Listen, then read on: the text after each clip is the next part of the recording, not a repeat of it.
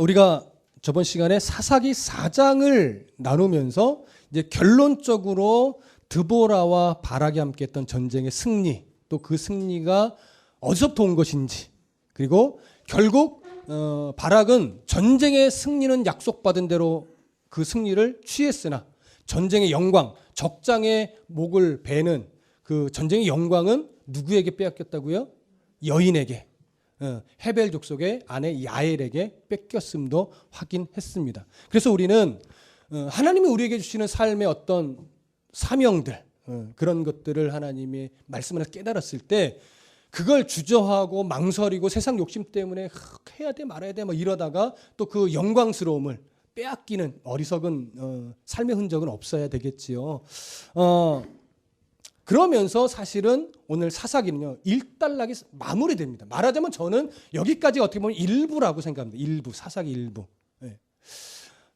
그러면서 오늘 이제 사사기 사실은 5장을 봐야 될 차례인데 오늘 5장을 우리가 구체적으로 보지는 않을 겁니다. 전반적인 이야기는 이제 6장을 나누게 될 건데 5장은 매우 중요합니다. 근데 5장은 드보라와 바락이 전쟁에서 승리한 이후에 그 승리의 기쁨을 시로 표현하여 표현한 시를 찬양시로 기록한 거예요. 그런데 우리가 앞에 있던 사사들을 보면 온니엘도 사실은 사사의 어떤 첫 번째 사사로서 사사의 모델이 되는 자로서 멋지게 그 사역을 감당한 인물이에요. 근데 온니엘의 사역이 끝나고는 찬양시가 삽입되지 않았어요. 에훗도 참 멋지게 쓰임 받았잖아요. 근데 에훗이 사역이 끝난 이후에도 찬양시는 삽입되지 않습니다. 물론 이제 삼갈은 잠깐 삽입되었으니까 그렇다 치는데 그러고 나서 드보라까지 이게 끝나니까 드보라의 찬양시가 삽입이 됐단 말이죠. 그래서 시라는 건 사실 좀 어렵잖아요. 함축적인 언어가 많아서 오늘 우리가 다 읽진 않았지만 5장에 기록된 드보라의 시도요, 사실은 막 구절구절 찾아 들어가면 좀 어렵습니다. 함축적인 단어가 많아서. 근데 결국은 이 하나님 주신 승리를 감격해하면서 하나님을 찬양하라고 선포하고 하나님이 이스라엘을 어떤 은혜로 이스라엘 역사 속에서 지키고 보호하시고 인도해 내셨는지 그 부분을 명시하고 또 야빈 왕에 통해서 얼마만 학대를 받으며 고통을 받으니 그 환경을 또 시적으로 묘사하고 그러면서 이 전쟁에 참여하게 된 이스라엘 백성들의 모습도 시적으로 표현하고 그 전쟁의 상황도 묘사를 하고 그래서 승리했음과 또 야엘의 손에 시스라가 죽었음 이런 내용들을 시적으로 함축해서 쭉 나열해 놓은 거예요. 무슨 말씀인지 이해되시죠? 결국은 그 얘기거든요. 그런데 우리가 생각해 보게 되는 것은 뭐냐면 드보라가 전쟁을 통해서 하나님 앞에 사사로 부름받아 전쟁을 하면서 승리했다. 어떻게 승리했냐? 이 승리의 어떤 가치가 뭐냐? 이런 것들은 사사기 4장으로 사실은 충분해요. 무슨 말씀인지 이해되세요? 더 이상 부연 설명 안 해도 사사기 4장만 가지고도 드보라를 사용하시고 바락을 불렀을 때 바락이 머뭇거렸던 이런 아쉬움들, 하나님의 마음들을 전달하기는 부족함이 없단 말이죠. 근데 왜 굳이 드보라 이야기가 끝난 이후에 이걸 시로 표현한 걸 굳이 여기에 삽입했는가? 이 부분을 먼저 생각해야 됩니다.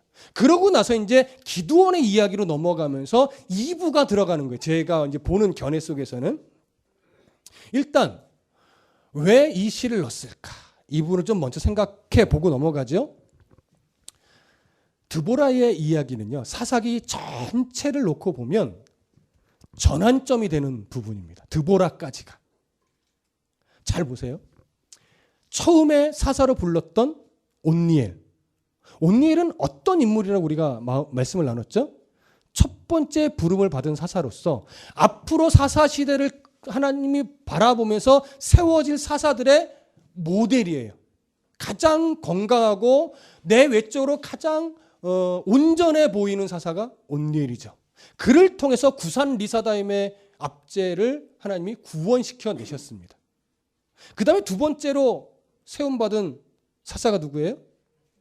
에훗. 에훗은 우리가 일단 오른손 불구자로 보지는 않았어요. 단순한 왼손잡이로 일단 보지는 않았어요. 우리는 베냐민 지파에서 훈련받은 용사로 보았습니다. 어떤 용사도 모압 왕의 압제 속에서 힘을 발휘하지 못하고 있던 시대에 그들의 부르짖음으로 말미암아 하나님이 용사들 가운데 한 명을 선택하여 이스라엘 구원해내게 했는데 그게 에훗이었어요. 그래서 용사였던 에훗도 결국은 하나님 손에 붙들려서 이스라엘을 구원해냈습니다. 이해되시죠? 그리고 세 번째로 어떤 성경에 표현된 세 번째로 부름받은 사사가 삼갈이에요. 삼갈은 어떤 인물이에요? 평범한 농부예요. 군사훈련을 받은 자도 아니고 무기가 있던 자도 아니에요. 근데 블레셋을 상대로 소모는 막대기 하나로 농부인 이 삼갈도 하나님 손에 딱 붙들리니까 이스라엘을 블레셋 손에서 뭐 해내더라? 구원해내더라. 그러고 나서 이제 네 번째죠. 네 번째로 부름을 받은 사사가 누구예요? 여인이었던 드보라. 여인이었던 드보라도 어떤 남자도 영적 지도자 역할을 해내지 못하고 있던 그 시대에 하나님은 여자였던 드보라를 사사로 불러내어 결국은 하솔 왕의 압제 속에서 이스라엘을 구원해내는 역할을 하더라. 자, 그러면 여기까지의 네 명의 사사를 통해서 하나님 우리에게 보여주는 게 뭐냐면 어떤 위치, 어떤 종류라고 표현하니까 좀 이상하네. 어떤 부류의 사람이라 하더라도 여인일지라도 농부일지라도 용사일지라도 하나님 손에 붙들리면 뭐 할 수 있더라? 이방인의 손에서 이스라엘을 구원해낼 수 있더라. 또 하나 보게 되죠. 하나님 손에만 붙들리면 어떤 민족이라도 이길 수 있더라. 무슨 말씀 이해되십니까? 변명이 필요 없게 되는 거예요.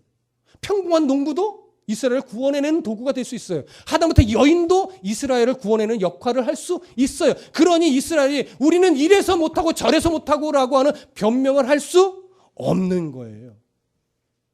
그래서 드보라까지의 이야기에 보면 사사들이 대부분 다 부정적인 내용은 별로 없어요. 백성들에 대한 부정적인 표현은 있으나 사사들에 대한 부정적인 내용은 별로 없습니다. 거의 다 긍정적인 내용으로 기록해내는 거예요. 그렇다면 여기까지 하나님이 모델로서 온니엘과 에훗과 삼갈과 드보라를 사용하셨다면 그 이후의 세대 사람들은 이제 더 이상 변명거리가 없죠.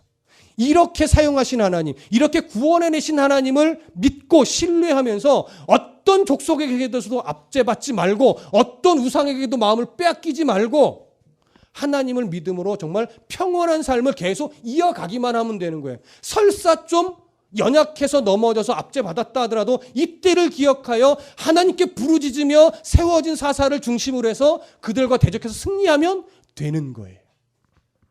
그런데 문제는 뭐냐면 이 이후에 기드온부터 시작되는 역사는요. 기드온부터 무슨 내용이 들어가기 시작해요? 사사들의 부정적인 내용이 삽입되기 시작을 합니다. 그러면서 사사 기드온부터 시작하는 이후의 사사들은 다 부정적인 내용을 다 갖고 있습니다. 뭘 드러내는 겁니까? 참으로 악을 반복해내는 사사마저도 그 악함을 가지고 있던 이 시대의 암울한 시대의 사사 시대를 보여주는 겁니다. 그럼에도 불구하고 그런 백성들도 암울했고 사사마저도 어그러진 이 시대가 바로 사사 시대로 흘러갔음에도 불구하고 하나님은 사사 시대의 이스라엘을 버렸다 안 버렸다? 버리지 않았다. 이게 이제 사사기를 끝까지 가다 보면 결론적으로 나타나는 결론입니다. 하나님은 그런 시대의 이스라엘을 버리지 않았습니다. 그런 하나님을 우리는 앞으로 보게 될 겁니다. 그런 차원에서 볼 때 사사기 5장은 사사기 일부를 끝내고 2부로 넘어가는 전환점에 있어서 이런 하나님을 찬송하라는 거예요. 이런 하나님을. 무슨 말씀 이해되십니까? 그래서 결론적으로 5장 31절을 보면 다 같이 읽어볼게요. 5장 31절 시작. 여호와여 주의 원수들은 다 이와 같이 망하게 하시고 주를 사랑하는 자들은 해가 힘있게 도둠같게 하시옵소서 하니라. 그 땅이 40년 동안 평온하였더라. 사사시대라는 전체를 바라보면서 이 메시지를 한번 적용시킨다면 지금 5장을 삽입해 놓는 사사기 저자나 이것을 기록하게 하신 하나님의 마음은 뭐냐면 바로 이 내용을 너희들을 충분하게 마음에 품고 이제부터는 원수들을 다 대적하실 하나님을 신뢰하고 그런 하나님을 신뢰함으로 말미암아 주님만 사랑하여 이 해가 힘있게 돋음같이 제발 좌로나 우로나 치이지 말고 평온한 하나님의 자녀로 좀 살아내어줘라. 흔들리지 말고 마음 빼앗기지 말고 하나님만 붙잡으면 평온한 시대가 지속될 거다. 이런 하나님의 간절한 마음이 있는 거예요. 그래서 31절의 끝에 결론이 뭐예요? 그 땅이 40년 동안 평온하였더라. 사실 개인적인 바람은요, 이게 이렇게 기록될 것이 아니라 힘있게 도둑같게 하시옵소서 하니라 그 이후로 이스라엘은 흔들림이 없었더라. 끝까지 평온했더라. 이랬으면 얼마나 좋았을까요? 이게 꼭 40년이라고 되어 있어가지고 40년 밖에 평온을 유지를 못한 거예요, 사실. 이해되시죠? 그러고 나서 이제 기드온의 이야기로 넘어가는 겁니다. 그래서 오늘은 기드온의 이야기의 시작이지만 기드온 이야기는 다음 주부터 구체적으로 들어갑니다. 기드온 시대를 들어가는 어떤 서론적 내용이 10절까지인데 오늘은 10절까지만 살펴볼 것입니다. 자, 기드온의 이야기는요, 우리가 이제 읽은 사사기 6장부터 몇 장까지 기록되어 있냐면 사사기 8장까지 기록되어 있어요. 6, 7, 8 세 장에 걸쳐서 기록되어 있죠. 근데 사사기 9장은 무슨 내용인지 아세요? 기드온의 사사였던 기드온의 첩의 아들인 아비멜렉의 이야기가 또 9장에 기록됩니다. 그래서 이걸 기드온 가문의 이야기로 본다면 9장까지가 지속이 되는 거예요. 그럼 총 4장에 걸쳐서 기드온의 이야기가 기록이 돼 있어요. 사사기에서 차지하는 범위로 따지면 가장 많은 장을 할애하고 있는 겁니다. 그게 왜일까요? 기드온이 그 전환점에 서 있는 사사로서 하나님이 용사로 불러 용사로 만들어내셨음에도 불구하고 기드온은 끝내 변질이 됩니다. 왕이 되기를 거절했지만 왕처럼 살았습니다. 그의 자식들도 권세자는 아니었는데 권세자로 살았습니다. 그래서 자식들 중에 하나는 또 반란을 일으킵니다.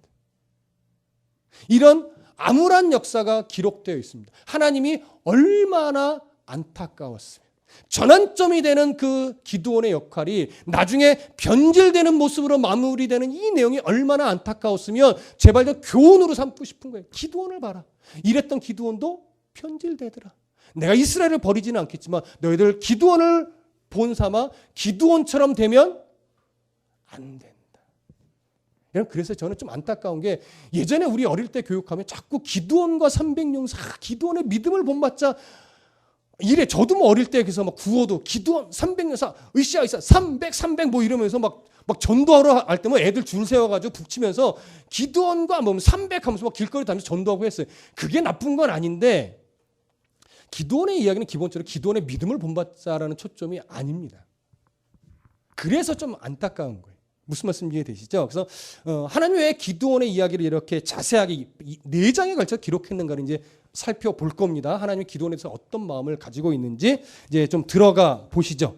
6장 1절 다 같이 읽겠습니다. 시작. 이스라엘 자손이 또 여호와의 목전에 악을 행하였으므로 여호와께서 7년 동안 그들을 미디안의 손에 넘겨주시니. 자, 드보라의 승리로 인해서 40년 동안 평온의 시대를 살아갑니다. 근데 결국 또 40년의 평온의 시대를 지나가면서 어느 때부터인지 모르겠으나 그들은 또 뭐에 빠졌어요? 악에 빠져서 벗어날 줄 몰랐던 거에서 하나님의 인내가 차기까지. 그래서 끝내 40년 만에 하나님의 인내는 끝이 났고 40년이 지나가면서 하나님이 그들을 미디안 손에 붙여버린 거예요. 그래서 여호와의 목전에서 악을 행하였다라고 하는데 히브리어로 보면요, 악이라고 하는 히브리 단어 앞에 관사가 붙었어요. 그 악을 행했다 이거예요. 여호와의 목전에서 또 그 악을 행했다. 그러니까 이건 뭐예요? 사사기 독자라면 누구나 알고 있는 악이에요. 단순한 악이 아니라 무슨 악일까요? 우상숭배죠. 이방의 신을 또 따라 섬긴 거예요. 기드온의 이야기를 읽어나가다 보면 그 신이 누구냐면 바알과 아스다롯입니다. 기드온의 아버지는 누구를 섬기던 제사장이었어요? 바알의 제단을 관리하던 사람이었어요. 이게 얼마나 이스라엘이 이만큼 변질되어 있는 거예요. 그런 악을 어느 시점부터인가 시작하더니 이제는 너무 심해지는 거예요. 그래서 하나님이 40년 만에 그들의 평온을 깨고 미디안의 손에 이스라엘을 붙이는데 바로 그 미디안을 징계의 도구로 삼으신 겁니다. 자, 2절 좀 읽어보실까요? 2절 다 같이 읽습니다. 시작. 미디안의 손이 이스라엘을 이긴지라 이스라엘 자손이 미디안으로 말미암아 산에서 웅덩이와 굴과 산성을 자기들을 위하여 만들었으며, 자, 미디안의 손이 이스라엘을 어떻게 했대요? 이겼대요. 본래는요 이게 있을 수 없는 거예요. 자, 미디안이 어떤 족속입니까? 미디안의 출발점이 어디입니까? 미디안이 누구의 자식이에요? 아브라함의 자식입니다. 아브라함의 후처였던 그두라의 넷째 아들이 미디안이에요. 네. 그래서 이 아브라함의 후처였던 그두라의 넷째 아들이 미디안이고 이 미디안의 후손이 미디안 족속이 되는 거죠. 이해되십니까? 그런데 이 미디안은요 구약의 역사 속에서 독특한 일들을 많이 했어요. 특징적인 그 대표적인 것 중에 하나가 뭐냐면 요셉을 어디에 팔아요? 애굽의 판 족속이 미디안 족속이죠. 미디안 상인들. 이해되세요? 그리고 출애굽 당시로 넘어가면 출애굽할 때 광야로 가는 그 길목에서 이스라엘을 두려워하여 이스라엘을 저주하기 위해 거짓 선지자, 저주 전문가 누구를 불러요? 발람을 부르죠. 근데 발람을 부를 때 어느 족속 사람이 갑니까? 기억이 안 나시죠? 고맙습니다. 모압왕 발락이 부르는 거예요. 근데 모압왕 발락이 발람 선지자를 부를 때 모압의 장로들만 가는 것이 아니라 미디안 장로들과 함께 갑니다. 이 얘기는 뭐예요? 모압 족속만 두려운 것이 아니라 미디안 족속도 같이 두려워했다는 거예요. 그래서 모압의 장로와 미디안의 장로들이 같이 가서 발람 선지자를 불러와서 제발 저 이스라엘을 좀 저주해줘라. 이렇게 된 거죠. 그러니까 아주 중요한 사건에 이 미디안은 다 걸쳐 있어요. 마치 누구처럼? 아말렉 족속처럼. 이게 자꾸 걸쳐가는 거예요. 그러다가요, 이 민수기 31장에 딱 가보면 하나님이 미디안을 향해서 좀 화가 나셨어요. 그래서 이스라엘에 한 1000명인가를 보내가지고 미디안을 거의 전멸시킵니다. 완전히 멸망시킨 건 아닌데 남자들을 다 죽여버려요. 그러고 그때 발람까지도 죽여버립니다. 그만큼 미디안은 세력이 크지 않았어요.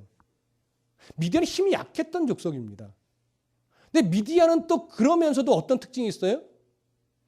모세의 장인 어른이 미디안 족속이죠. 우리 호밥 얘기도 앞에서 봤잖아요. 호밥은 누구였어요? 모세의 처남이었어요. 그러니까 미디안 족속의 일부는 계속 이스라엘과 출애굽 역사를 같이 가고 있었단 말이에요. 드보라의 역사에도 연루되어 있던 게 미디안 족속이에요. 근데 40년을 지나면서 이스라엘이 악해지자 하나님이 누구를 들어서 징계도로 썼냐면 이런 연약했던 미디안 족속을 들어 쓰신 거예요. 미디안 족속을 강하게 만드셔서 미디안의 손에 이스라엘을 붙이시더니 미디안의 압제를 받게 만든 거죠. 그래서 그들의 압제를 받다 보니까 이스라엘의 형편이 어떻게 됐느냐? 2절을 다시 한번 보세요. 중간 이후에 이렇게 됐죠. 이스라엘 자손이 미디안으로 말미암아 산에서 웅덩이와 굴과 산성을 자기들을 위하여 만들었다 이렇게 말합니다. 자, 그러면 일단 여기서 말하고 있는 웅덩이, 구멍이라고도 번역이 가능한 단어입니다. 웅덩이는 뭘 말할까요? 산의 어떤 바위 지역에서 파놓은 지하 동굴 같은 굴이에요, 굴. 근데 이건 두 가지의 의미가 있습니다. 사람이 이 미디안 족속을 피해서 숨으려고 하는 은신처로서의 구멍도 됩니다. 깊게 파서. 그리고 또 음식, 양식을 몰래 숨겨놓는 비밀 창고 역할도 하는 것이 이 웅덩이에요. 무슨 말씀인지 이해되시죠? 그리고 그 옆에서 말하고 있는 또 굴. 이거는 산에 있는 자연 동굴도 의미하고 일부러 사람이 아주 깊고 복잡하게 파놓은 인공 굴도 됩니다. 이 굴은 기본적으로 또 어떤 의미예요? 숨어서 살고자 하는 비밀 은신처예요. 그리고 그 옆에 말하고 있는 산성. 산성은 뭐냐면 대적자가 접근하기 어려운 곳에 지어놓은 요새와 같은 장소를 말하는 거예요. 그게 산성입니다. 그러니까 이 세 가지 표현은 기본적으로 뭘 드러내기 위함이냐면 이들이 미디안 사람을 피해서 숨어서 살아야 할 수밖에 없는 비참한 상황을 묘사하는 거예요. 그런데 이 표현 중에 놓치지 말아야 될 게 있어요. 놓치지 말아요. 2절을 다시 한번 보세요. 여기서 우리를 안타까워하는 표현이 있어요. 뭘까요? 한번 생각해 보세요. 우리를 안타깝게 만드는 표현. 딱 보니까 잘 못 찾고 계십니다. 자기를 위하여. 그렇죠. 자기를 위하여 자기가 만든 거예요. 본래 이스라엘은 하나님이 피할 방패가 되어주시고 산성이 되어주시고 요새가 되어주시는 그런 족속이란 말이에요. 근데 그들이 우상을 숭배하며 하나님과 멀어지니까 하나님이 그들의 산성이 되어주지 않아요. 하나님이 그들의 요새가 되어주지 않아요. 자기가 피할 곳을 자기가 만들어야 되는 신세가 된 거예요. 이게 더 처참한 거예요, 여러분. 단순하게 굴을 파고 산에 동굴을 만들어서 숨었다, 이것도 비참한 거지만 그들에게 하나님이 피할 곳이 되어주지 않더라, 아니 피할 곳이 되어주지 못하더라, 그들 스스로가 하나님에게 도움을 청하지 않더라, 다 포함이 된 거죠. 이게 더 비참한 거예요. 우리들의 삶도 마찬가지입니다. 성도의 삶은요, 어느 때가 가장 비참하냐면 하나님이 나를 버린 것처럼 여겨질 때, 마치 하나님이 나를 외면하는 것처럼 여겨질 때, 그때가 가장 비참해지는 거예요. 근데 사실 하나님이 우리를 외면하신 적은 없죠. 우리가 연약하고 우리가 교만하고 우리가 죄에 빠져서 마치 하나님이 나와 상관없는 자처럼 내가 여길 뿐이죠. 우리가 그걸 누르고 하나님 앞에 나가기만 했다면 난 여전히 너의 아버지야, 넌 내 사랑하는 아들이야, 넌 내 사랑하는 딸이야 라고 늘 말씀해 주시는데 그걸 내가 외면한단 말이에요. 그러니까 하나님이 나를 외면하는 것처럼 여겨질 때만큼 비참한 게 우리 그걸 알아야 돼요. 영적인 버림을 받은 것처럼 여겨질 때. 그러나 진리는 뭐예요? 내가 하나님을 외면하는 거지 하나님이 우리를 버리신 적이 없더라. 이거 놓치지 마십시오. 우리 인생 중에 그런 순간이 사실 얼마나 많습니까? 그러나 환경이 나를 그렇게 생각하게 만드는 거지 실제로 하나님은 나를 버리신 적이 없어요. 그건 사사기 전체가 증언하는 역사입니다. 내가 이럼에도 불구하고 니들을 버린 적이 없지 않냐. 니들이 이런 악행을 거듭했음에도 불구하고 내가 어느 순간 너희들을 버린 적이 있더냐? 이 얘기를 하는 거죠. 이해되시죠? 이게 바로 2절이 갖고 있는 의미입니다. 자, 그러면 이제 3절부터 6절을 읽어보겠습니다. 함께 읽습니다. 시작.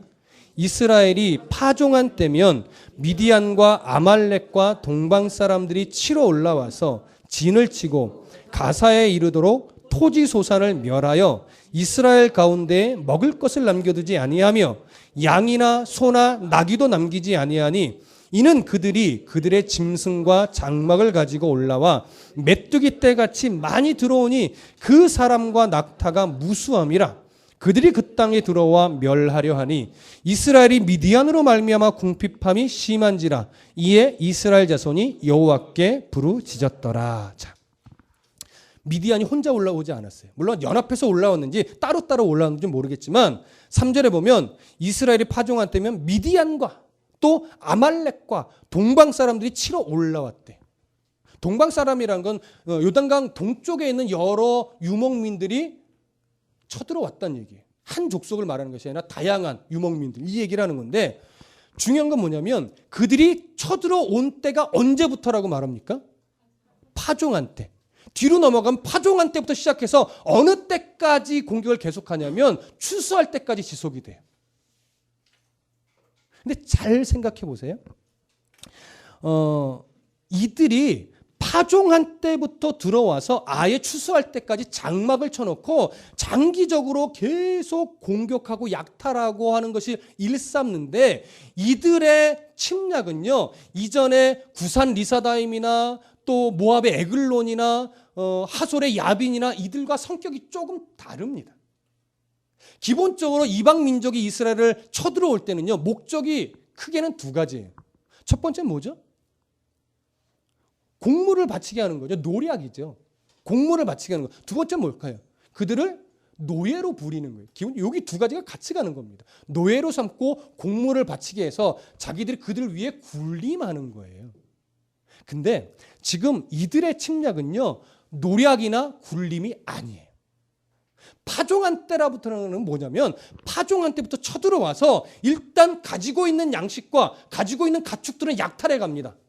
근데 파종을 해서 조금만 시간이 지나면 뭐가 올라오죠? 밭에서 싹이 올라오죠. 그 싹을 짓밟아 버리는 거예요.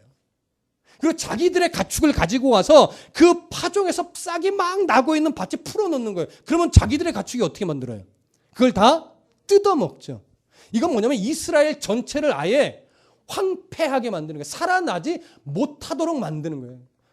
먹을 게 없는데 어떻게 살아요? 아무리 노력을 해도 기본적으로 먹을 건 남겨두고 조공을 바치게 하는 거잖아요. 그래서 또 일부는 붙잡아가서 노예로 쓰고.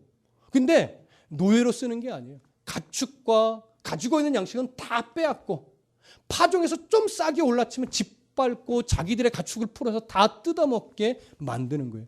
그게 이스라엘 전역에 걸쳐서 가요. 자, 어디를 보시냐면 4절에 보시면 진을 치고 가사에 이르도록 이렇게 말했잖아요.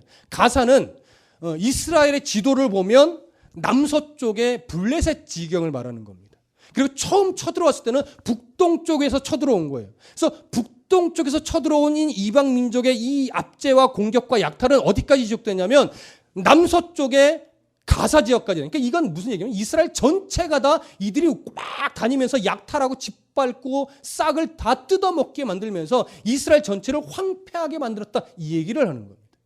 무슨 의미인지 이해되시죠? 그래서 4절에 보시면 진을 치고 가사에 이르도록 토지소산을 멸하여 이스라엘 가운데 먹을 것을 남겨두지 아니하며 양이나 소나 나귀도 남기지 아니하니. 5절 보세요. 이는 그들이 그들의 짐승과 장막을 가지고 올라와. 짐승을 가지고 온 이유는 그 이유에 뜯어먹게 하려고. 그 다음에 메뚜기 떼같이 많이 들어왔대요. 왜 메뚜기라는 표현을 썼을까요? 메뚜기는 떼를 지어서 양식 있는 곳에 가서 양식을 한 톨도 남기지 않고 다 뜯어먹고 황폐하게 만듭니다. 근데 아주 특징이 하나 있어요. 메뚜기는요, 잠언에 보면 무슨 표현이냐면 메뚜기는 대장이 없대요. 무슨 말씀인지 아세요? 새나 다른 것들은요, 어쨌든 대장이 있어서 대장이 이끌어간 대로 따라와서 움직이잖아요. 메뚜기는요, 잠언에서도 증거해요. 대장이 없대요. 그래서 기록에 보니까 메뚜기는 대장에 의해서 움직이는 곤충이 아니라 먹을 것을 따라 움직인대요. 그냥 먹을 것을 따라가면 조직적으로 어떻게 하는 것이 아니라 그냥 마구잡이로 먹을 것에 달려들어서 다 뜯어먹고 없으면 또 먹을 것이 있는 곳에 또 그냥 가는 거예요. 이해되세요? 지금 미디안과 아말렉과 동방 사람들이 쳐들어와서 약탈하는 행위는요, 바로 이런 모습이라는 거예요. 마치 지도자가 없는 것처럼 전략적으로 군인과 군인의 싸움이 아니라 그냥 산적들이 쳐들어와서 마구잡이로 해집듯이 이스라엘 전체를 싸그리 마구잡이로 약탈하고 짓밟고 파종한 것들을 다 뜯어먹게 만들면서 이스라엘 전역이 아예 먹을 것이 한 톨도 없을 만큼 황폐하게 만들었다, 이 얘기예요. 왜 이랬느냐면, 자, 5절 끝에 보세요. 중간에 메뚜기 떼같이 많이 들어오니 그 사람과 낙타가 무수함이라 그들이 그 땅에 들어와 뭐 하려 해요? 멸하려 해요. 이게 이 멸하려 한다는 게 이들의 침략 이유입니다. 조공을 받아먹기 위함도 아니에요. 노예로 부리면서 자기들을 편하게 하고자 함도 아니에요. 이스라엘을 아예 뭐 하고자 함이에요? 멸망시키려는 의도로 쳐들어와서 마구잡이로 다 약탈하는 거예요. 그들을 위한다 이런 거 없어요. 그들은 어떻게 먹고 살지? 조금은 남겨주지 이런 거 아니란 말이에요. 니들은 다 죽어버려야 돼. 그래서 다 약탈, 먹을 걸 이만큼도 안 남기고 어떻게든 쥐잡듯이 수색해서 다 그냥 가지고 추수 때 끝나면 왜? 추수 때 끝나면 더 이상 뭐 없잖아요. 우리는 보통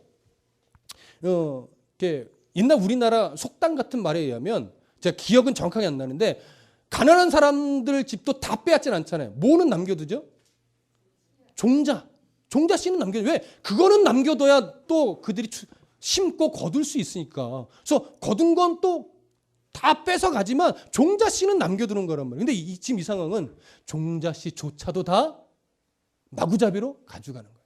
니들은 굶어 죽어라 이거지. 자, 그러면 이제 우리가 생각해야 될 게 뭐냐면 왜 미디안은 이스라엘을 노략의 대상이나 아니면 노예의 대상으로 삼아 쳐들어오지 않고 아예 멸망시키려고 쳐들어온 것일까? 이걸 우리가 좀 생각해 볼 필요가 있습니다. 자, 앞에서 잠깐 언급을 했지만 우리들의 시선을 어디로 잠깐 돌려보냐면 출애굽 시대로 잠깐 돌려보자고요. 하나님이 이스라엘을 애굽에서 탈출시킬 때 그냥 탈출시킨 게 아니에요. 애굽에 10가지 재앙적인 표징을 통해서 이스라엘을 탈출시켰죠. 근데 탈출시키고 나서 애굽은 또 그 고집스러운 마음을 바꾸지 못하고 군사들을 보냈단 말이에요. 홍해바다 앞까지. 그때 하나님은 또 놀라운 기적으로 홍해를 가르셔서 이스라엘을 건너가게 하시고 애굽 병사들은 그 홍해바다 안에서 수장됐어요. 이런 하나님의 놀라운 기적과 같고 무시무시한 일들이 가나안 땅을 중심으로 주위 족속들에게 완전하게 싹 퍼져버렸습니다. 그래서 가나안 땅에 들어오기도 전에 가나안 땅의 이방 민족들과 주변의 이방 민족들은 그 소문으로 인해서 이스라엘의 하나님을 두려워하기 시작했어요. 이거 잘 아셔야 돼요. 이스라엘을 두려워한 것이 아니라 이스라엘의 하나님을 두려워했어요. 그러다 보니까 어떻게 해요? 이스라엘이 약속의 땅에 가는 도중에 거치는 나라들이 있잖아요. 그 나라들은 싸움의 대상이 아니란 말이에요. 쫓아낼 대상이 아니에요. 그래서 그냥 지나가게만 해줘라 했는데도 그 하나님이 무서워서 경계하느라고 뭐해요? 어서 가십시오가 아니라 그것이 오히려 공격하는 반응으로 나타난 거예요. 그러다가 어떻게 됐죠? 두 나라가 하나님의 손에 완전히 패했죠. 그 싸움에서도 하나님이 완전히 승리하겠어요. 아모리 족속과 바산 족속입니다. 이 소식까지도 또 가나안 땅 전역에 쫙 퍼지는 거예요. 그러다 보니까 이제 가나안에 들어가는 그 입구 지경에 있는 모압 족속의 발락 왕이 스스로 뭐 하기 시작해요? 두려움을 갖기 시작하는. 그게 아까 얘기한 거예요. 그렇다 보니까 이때 모압만 두려워진 것이 아니라 미디안도 같이 두려워져서 둘이 같이 장로들을 발람 선지자에게 보내서 발람을 데려와서 저주를 하게 만들었던 거죠.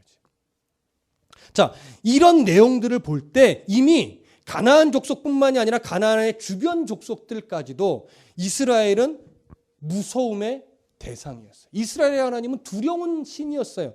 그러니까 늘 가나안 족속과 주변 족속에게는 이스라엘은 걸림돌이에요. 저 하나님을 어떻게 하면 이스라엘이 대적하게 만들까? 어떻게 하면 저 족속을 좀 우리와 가까이 있지 못하게 할까? 이런 생각을 하는 거예요. 그래서 그러니까 여호수아 때 이스라엘이 가나안에 들어왔지만 가나안에서 들어와서 역사는 두려워함에도 불구하고 두 가지로 반응이 나타났어요. 첫 번째는 무슨 반응이에요? 더 어거지를 써서 끝까지 싸우려고 덤벼드는, 두려움이 오히려 싸우려고 반응하는 것으로 하나 나타났고, 또 하나는 무슨 반응이 일어났어요? 거짓말을 해서라도 화친을 맺어서 그들의 하나님 앞에 그들의 공동체 안으로 들어가려고 했던 이 두 가지 반응이죠. 어거지로라도 그 공동체 안으로 들어가려고 나 좀 살려주세요 했다면 그 족속들은 다 살았어요. 들어갔단 말이에요. 그런데 고집을 피고 어거지를 펴서 끝까지 싸우려고 덤벼들었던 데는 다 패배했죠.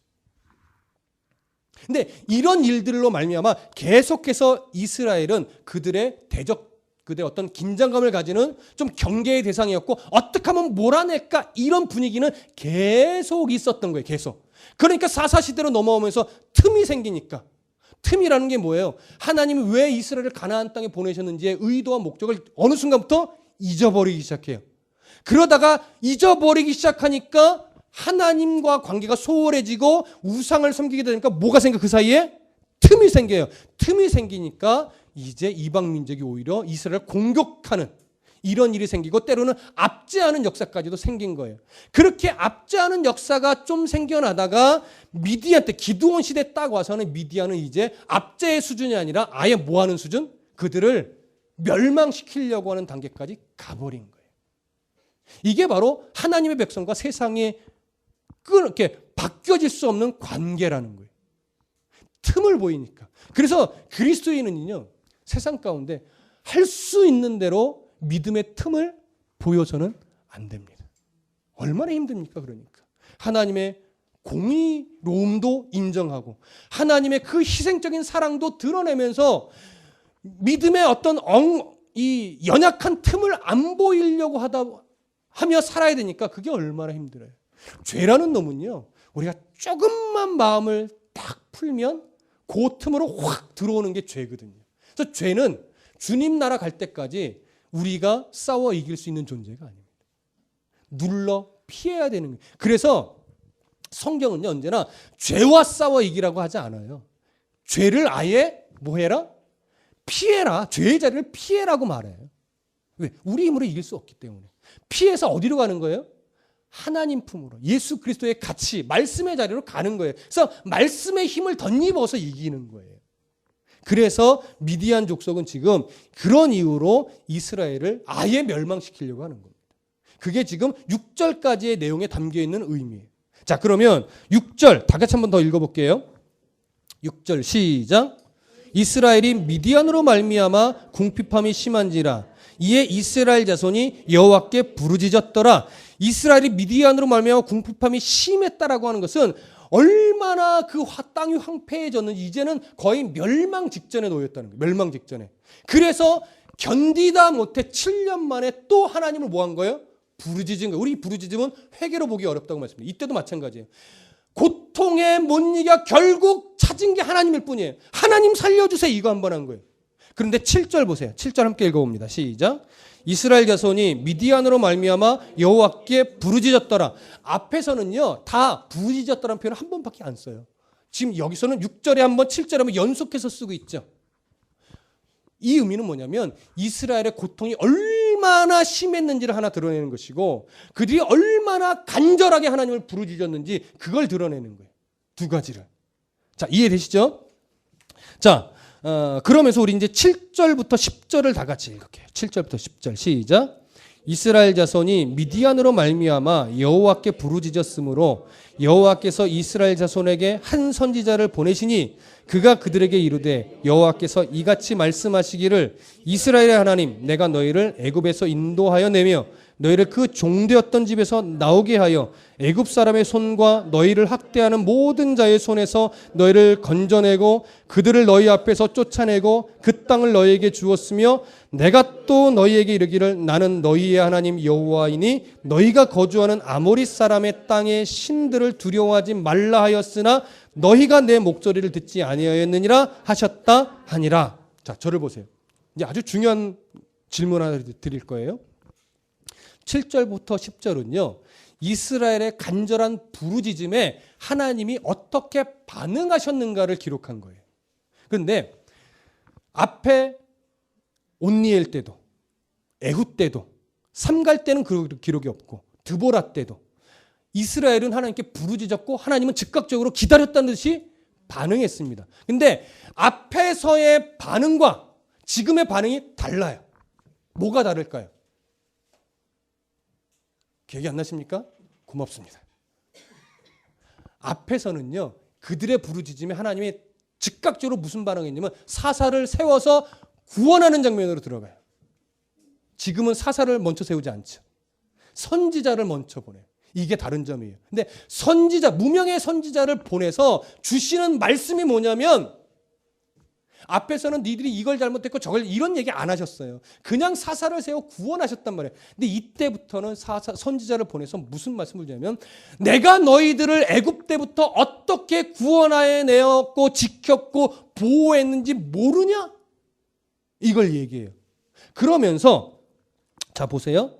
10절 내가 또 너희에게 이르기를 나는 너희의 하나님 여호와이니 너희가 거주하는 아모리 사람의 땅. 이 아모리 사람의 땅이라는 가나안 땅을 대표해서 지금 표현한 겁니다.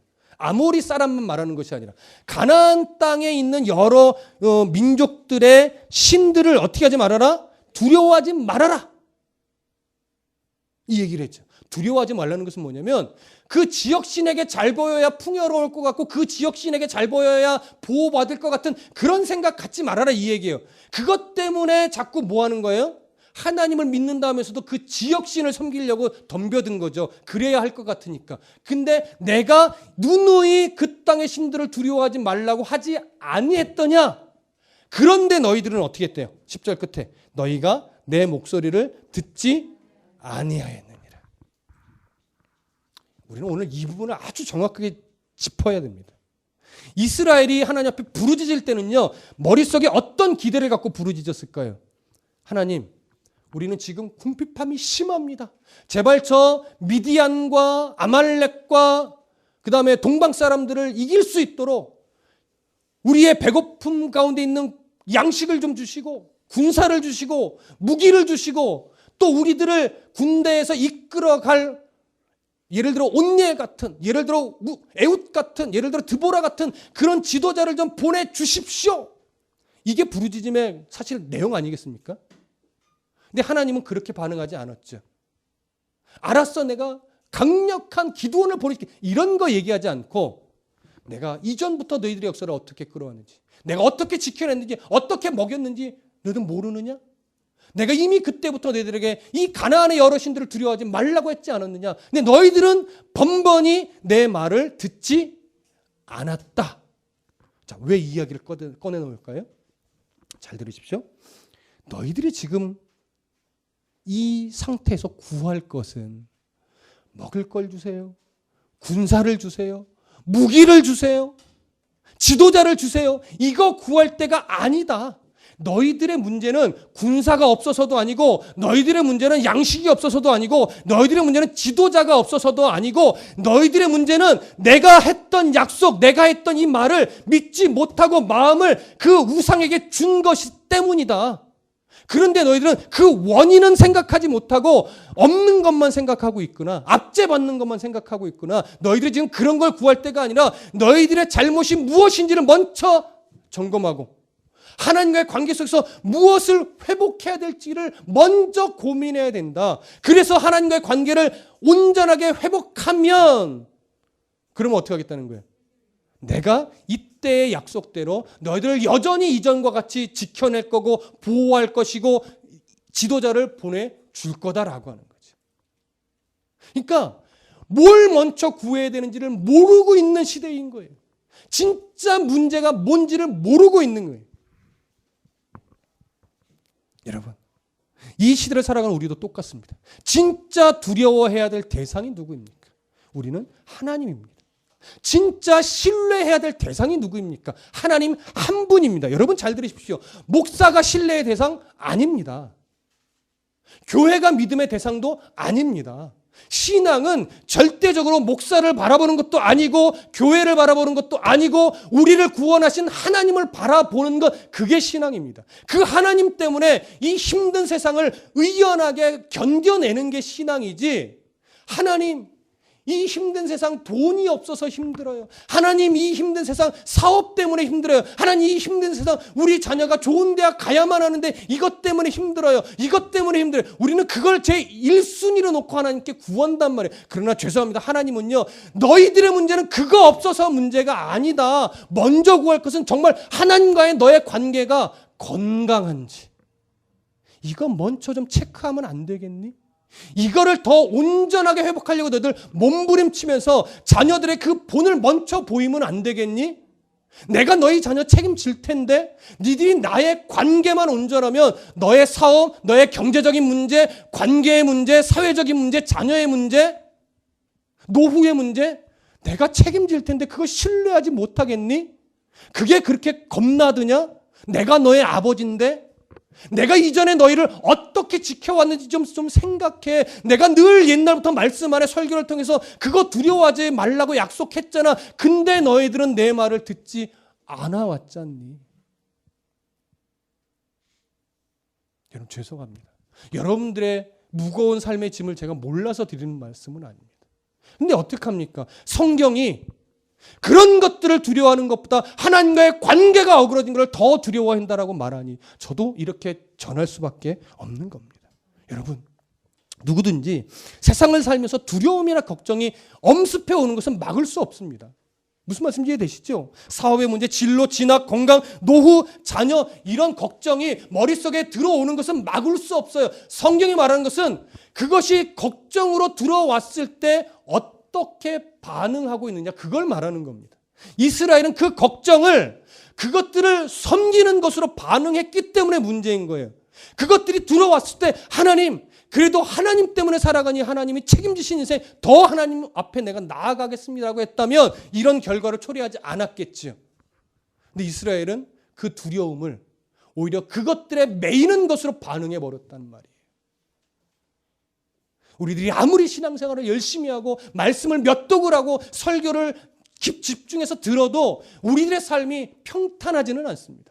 여전히 걱정거리들이 있고 여전히 어려움이 생기고 여전히 마음에 두려움도 있습니다. 하나님이 보고 싶은 건 뭐냐면 그것들을 가지고 하나님 앞에 믿음으로 나와 그래도 오늘 나는 하나님 때문에 살아갑니다.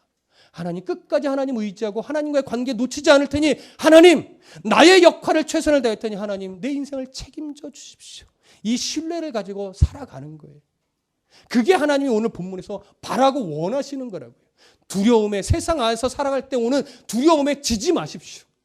이겨내십시오. 하나님 오늘도 여러분들에게 묻습니다. 내가 너희들의 인생을 어떻게 지켜내 왔는지를 기억해라. 그리고 내가 너희들에게 어떠한 약속을 말씀을 통해서 주었었는지를 기억해라. 그러면 내가 너희 인생을 책임질 것이다. 우리 이것이 우리에게 주신 분명한 약속으로 그리고 분명한 신뢰할 수 있는 이유로 꼭 가슴에 새겨 넣으시기를 간절히 부탁합니다. 기도하겠습니다.